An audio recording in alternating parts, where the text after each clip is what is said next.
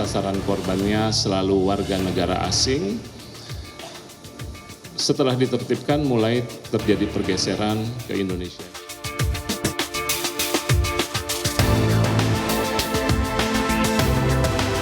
Ada harta karun forensik yang bisa dimanfaatkan. 321 komputer itu dan server-server itu menyimpan sidik jari forensik.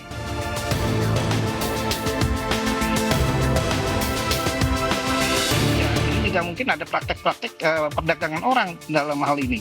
Artinya mereka ini cuma pekerja yang ketangkap, jadi hanya garis depannya aja. Sedangkan yang di belakang mereka itu mungkin masih harus ditelusuri di dalam.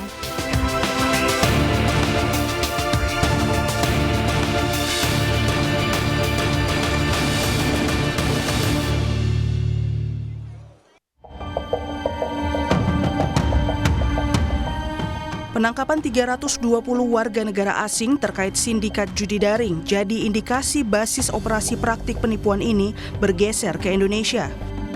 Polri mengonfirmasi hal ini saat konferensi pers Sabtu lalu. Polri bilang pergeseran operasional penipuan daring ini akibat basis sebelumnya di kawasan Indochina sudah banyak ditertibkan. Daerah Indochina, khususnya Myanmar, Kamboja, Laos, Vietnam, yang selama ini menjadi basis-basis dari perekrutan dan aktivitas tindak pidana daring yang sasaran korbannya transnasional, sasaran korbannya selalu warga negara asing. Setelah ditertibkan mulai terjadi pergeseran ke Indonesia dan itu tentunya sudah kami antisipasi dan kami prediksi. Kamis lalu, polisi membongkar markas judi online atau judol tersebut di sebuah gedung di Jalan Hayamuruk, Jakarta Barat. 320 orang ditangkap, diantaranya 228 warga negara Vietnam, 57 warga negara Tiongkok, serta sisanya berasal dari Myanmar, Laos, Thailand, Malaysia, Kamboja, dan seorang warga negara Indonesia. Dari 320 orang itu, 275 WNA diantaranya telah ditetapkan sebagai tersangka. Polisi masih mengusut peran pelaku, sementara satu WNI yang ikut ditangkap adalah warga Jakarta mantan bekerja di Kamboja. Setelah kita lakukan pemeriksaan kemarin ternyata ada satu orang WNI, yaitu warga di Jakarta sini, tapi yang bersangkutan adalah mantan ataupun pernah bekerja di Kamboja.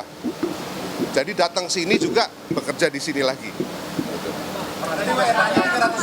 320.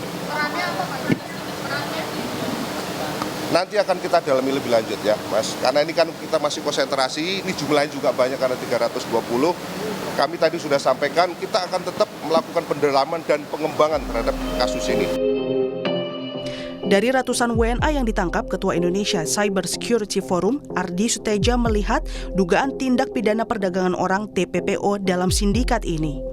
Sehingga tak menutup kemungkinan ada pihak dari Indonesia yang ikut jadi backingnya.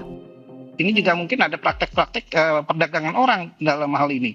Artinya mereka ini cuma pekerja yang ketangkap, jadi hanya garis depannya aja. Sedangkan yang di belakang mereka itu mungkin masih harus ditelusuri di dalam, ya. Dan ini juga sasarannya tidak, kalau lihat dari jumlah orang asing tertangkap, mereka juga tidak bisa berbahasa Indonesia lagi, sebagian besar, hampir semuanya tidak bisa berbahasa Indonesia. Ini artinya apa? Sasaran bukan di Indonesia, sasaran ada di luar negeri. Bos besar tidak ada di Indonesia dan mereka tidak mustahil bisa beroperasi, pasti ada bantuan dari pelaku-pelaku dari dalam negeri. Komisioner Kompolnas Yusuf Warsim menyebut perihal mengungkap siapa backing dari transaksi keuangan para pelaku jadi tantangan utama kepolisian. Tantangan paling mendasar di dalam pengungkapan kasus penipuan online, judi online yang itu kaitannya dengan adanya transaksi keuangan, itu tantangan besarnya. Mengungkap transaksi keuangan sehingga akan menjurus siapa sponsor dan backingnya. Ini soal siapa sponsor ini paling utama sebenarnya yang harus bisa diungkap, sponsor keuangannya. Kini Polri tengah menelusuri aliran dana dan memburu pembacking kegiatan ilegal ini. Kami akan melakukan koordinasi dengan instansi terkait untuk melakukan penelusuran, baik itu aliran dana maupun sponsor daripada mereka atau para pelaku yang mendatangkan ke sini, termasuk melakukan penelusuran terhadap siapa yang menyewa, sponsor, dan yang menyediakan sarana dan prasarana bagi para pelaku. Pakar keamanan siber sekaligus Direktur Eksekutif Communication and Information System Security Research Center (SISREC) Pratama Persada mengingatkan pemerintah agar Indonesia tak jadi surga selanjutnya untuk praktik kejahatan transnasional ini. Sebenarnya yang perlu diperdalam itu nanti adalah pemodalnya siapa, seperti tadi Pak Usman bilang, pemilik platformnya siapa, kemudian penyedia rekeningnya siapa, penyedia kriptonya siapa, karena pasti ujung-ujungnya nanti akan dilempar ke kripto nih gitu. Kemudian masalah sponsor visa dan lain-lain gitu. Karena ini modusnya ini semakin lama akan semakin canggih Mbak gitu. Nah, ini jangan sampai nih Indonesia jadi safe haven-nya untuk operasi judi online Asia Tenggara nih gitu. Kepala Pusat Pelaporan dan Analisis Transaksi Keuangan PPATK periode 2002-2011 Yunus Hussein menyatakan, polisi perlu menginvestigasi pihak-pihak yang paling banyak menerima transaksi. Yunus menyebut pihak tersebut sebagai pengendali atau beneficial owner dalam suatu sindikat kejahatan. Jadi dari transaksi, kita kalau transaksi banyak ke orang ini, jumlahnya banyak, frekuensinya tinggi, dan dia banyak menerima dari transaksi itu, kemungkinan besar dia adalah pengendali, beneficial owner tadi. Dengan melihat jalur utama di bank ini, baik yang masuk ataupun yang diminta atau dilakukan pemeriksaan akan ketahuan. Nah, informasi awal dari kepolisian siapa-siapa mereka itu perlu diberikan ke PPATK bisa biar dicari transaksi orang-orang ini gitu, sehingga udah lebih fokus jadinya, lebih fokus karena jumlahnya begitu besar ya. Orangnya begitu banyak dan ini menarik, saya kira tidak terlalu susah untuk trasir transaksi mereka. Polisi menyita sejumlah barang bukti seperti brankas, mata uang dari berbagai negara, paspor, ponsel, laptop, dan komputer. Polisi pun menemukan 75 situs judol yang dikelola oleh para pelaku. Bagi pengamat keamanan siber Vaksinkom, Alphonse Tanujaya, sejumlah barang bukti elektronik dapat menjadi harta karun forensik, menunjukkan server sindikat judol hingga database para pemain yang dapat mengarahkan pada pelaku utama. Dengan penangkapan ini saya sangat apresiasi, sangat menarik. Ada harta karun forensik yang bisa dimanfaatkan asalkan pihak kepolisian men-treat crime scene-nya dengan benar.